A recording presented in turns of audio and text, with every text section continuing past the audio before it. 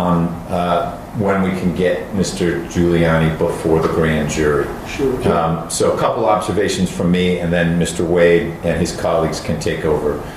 To date, I don't think there has been a virtual appearance. That doesn't mean there shouldn't be one or couldn't be one, but that it's somewhat extraordinary, as in everyone else has figured out a way to get here. So if the district attorney's office says we're not interested in virtual, they're probably not going to get pushback from me, but it may mean they need to wait a little bit longer.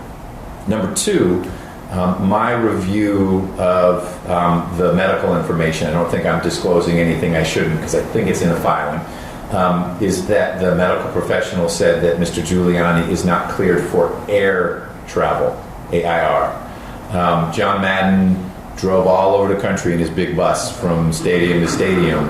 So one thing we need to explore is whether Mr. Giuliani could get here without jeopardizing his recovery and his health on a train, on a bus, or Uber, whatever it would be. The focus seems to have been he's got to be on a plane. And New York is not close to Atlanta, but it's not traveling from Fairbanks. So I think that needs to be part of what we discussed today. And I don't expect you, Mr. Thomas, to pick up your phone and say, great, that'll work. But I think what will flow from today may well be a direction, find out when we might be able to arrange alternate means of transportation. Because the last thing I'll observe is that this is not the first discussion that I've had to have with the district attorney's office and lawyer or lawyers for someone who has been called to appear before the special purpose grand jury. And an issue that often comes up is, well, what's the rush? You've got all these witnesses.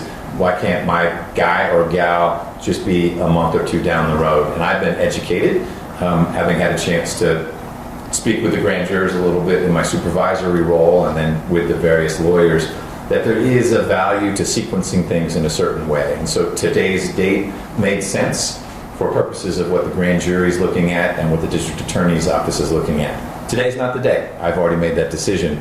But I'll be looking at how close to today we can make it. And it may be Mr. Wade in a moment says, you know what, the middle of September is fine. And then be a quick hearing. And we may clear up a few of the things you want to clear up. But I just wanted to get that out there so you knew where I was coming from and to shape a little bit of what we may hear from the district attorney's office. Mr. Wade, who will be speaking for your team? Judge, it will be, I will do